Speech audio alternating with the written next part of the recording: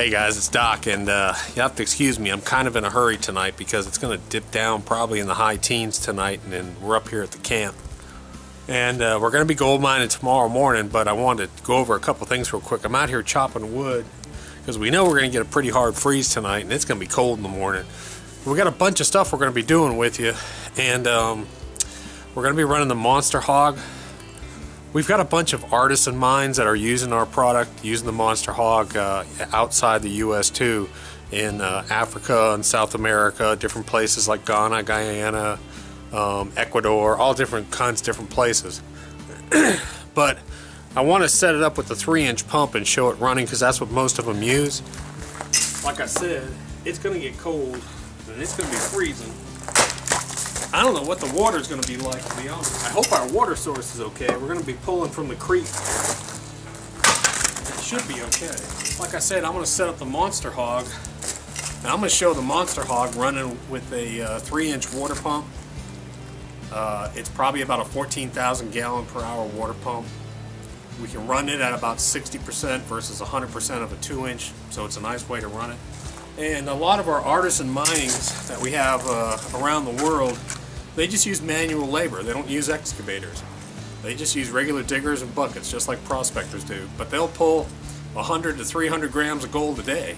Keep that in mind. 100 to 300 grams a day out of that ground. Multiply that out, that's good money a month. So the units really do well down there. They don't use mercury, which is something that we are really educating them on down there, is basically kind of like green gold mining, clean gold mining, which is there's no need for mercury anymore. So they just use our Monster Hogs, their mats. They can run all day, have about 1 gallon of concentrates, and all the gold is sitting right there for them to clean. Hey guys, so we're out here this morning, and I just want to show you real quick before we start unloading. I want to show you what this is: a full wash plant in a truck. So basically what I've got here is I've got everything that we need to run: hoses, engine, wash plant, everything sitting inside that truck. I got shovels, I got buckets, I got gas. That's the entire unit, entire system that'll run 6 to 8 tons an hour just in a truck, real portable. This is a 3-inch semi-trash pump. This will run, I think it's 14,000 gallons an hour. And we're going to have this is the intake hose, obviously 3-inch lay flat, which is about 50 feet. Normally these intakes come, you can see that it has big holes on it. But what we do is we actually put a fine screen on top of it, and we just use a zip tie to keep it on. The reason why we do that is you don't want your nozzles, your screens to plug inside your header box. So we put a fine screen on top of this. Now today, we've got to deal with a lot of leaves coming through here. So what I'm going to do is I just buy these cheap little trash cans, and I'm going to put this inside, this intake inside this trash can, and put a little piece of miner's moss on top. But this is going to have a tremendous suction on it, and this will keep the leaves from getting onto this. This will, if you have a lot of leaves in the fall, that will clog up. So we'll have a double screen section. Instead of having a real high suction point, this actually diffuses a little bit and keeps the leaves off. But you'll have to shut down every 30 minutes out here if you don't do something like this. We constantly have to shut down and clean leaves out. So this is just a simple little screening system to keep the leaves out. They're all over here, they're all in here, and they're constantly floating by. You can see them floating by in here. But they'll float by here all day long, and they'll just go right into your suction nozzle, your intake hose. That's pretty cool. A couple deer right there. We're down here setting up, and the deer are just right over here on the side of the creek, and it's like they're about to cross right here. But they're actually sitting here watching us.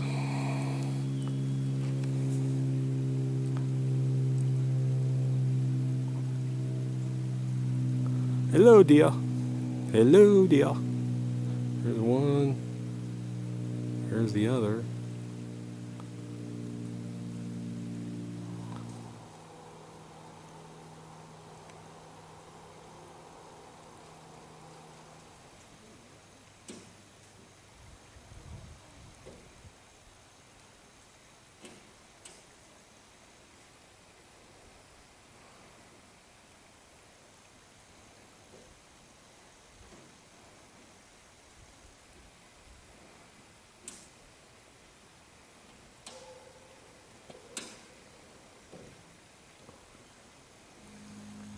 Actually, he's coming, they're coming right at us, looking at us.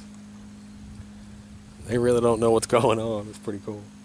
Hey guys, real quick, this is, when we're using the 3-inch pump, this is how we reduce it down. I actually take off the PVC fitting on the Monster Hog, and what I do is I have a reducer here. It's a female to female, 2-inch to 3-inch. And you can see that the 3-inch hose screws into here, and it reduces it down to 2.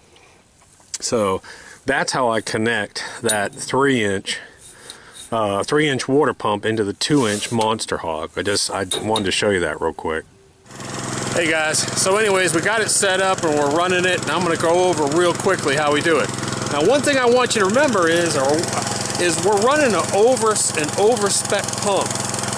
This thing can run with a high volume 2-inch, but we're going to run a 3-inch. If we run it with a 2-inch, we got to run that 2-inch at 100%. This is running at about 25%. So we've got our 3-inch pump running here. We've got lay flat hose coming down. We're starting to stack up buckets. We're going to put all of our gems in here, but you can see how much water volume I've got.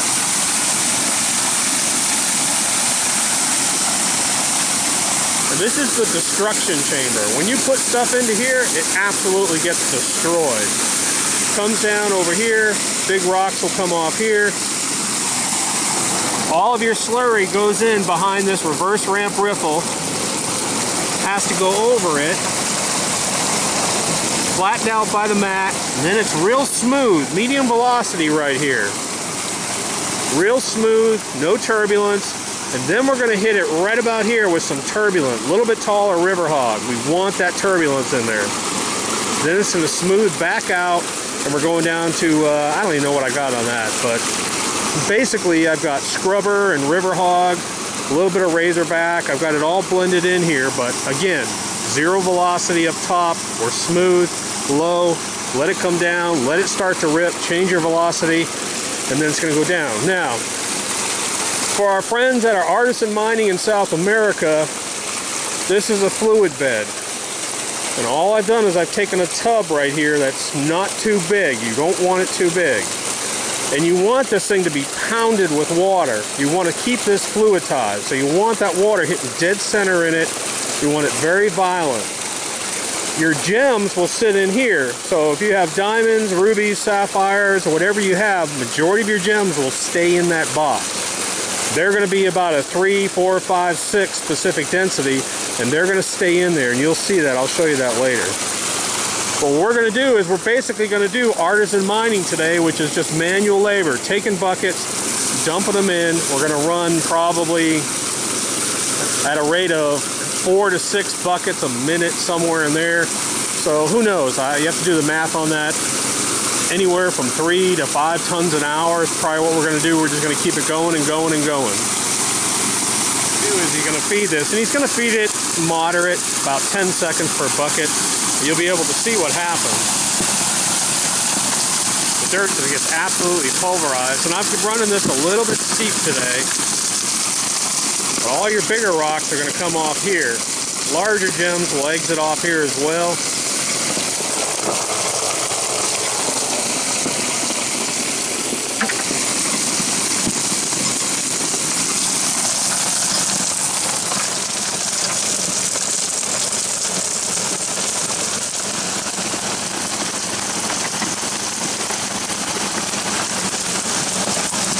You can see how this is running clear. Now he's adding the dirt.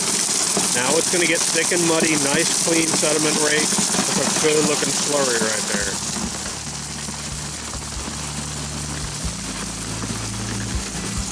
Smooth, a little bit of turbulence, back down to smooth. Into the fluid bed for Joe.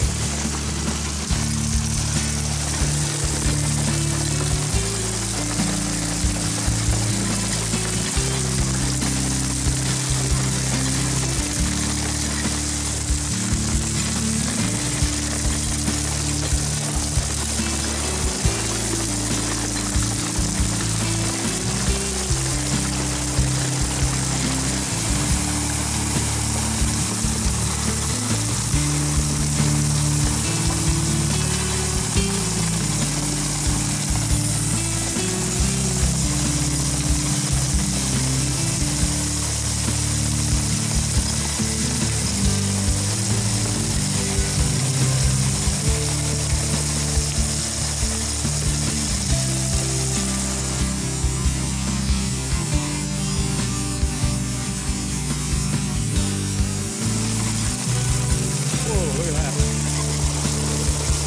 Oh, look at that one. Now that's an amethyst right there.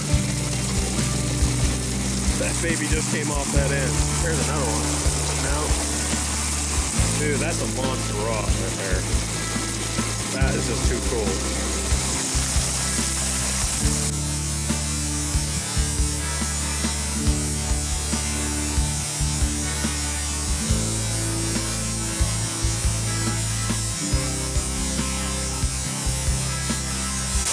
You can see how powerful this chamber is in here.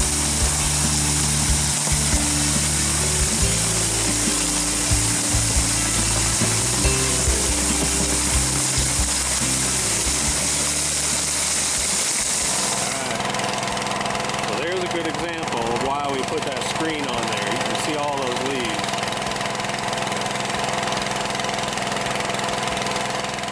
All the leaves gathered around that basket. Alright, so we just shut her down. You can see all the issues we've got with roots here. We've got a lot of roots. This soil has just been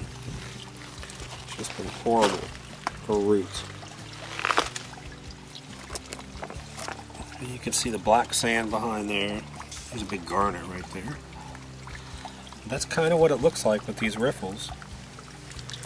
Here's that fluid bed that we have here, and like I said, we'll find a bunch of rubies in here, and I'll show you that bunch of gems. If you have diamonds, that's where you would find them.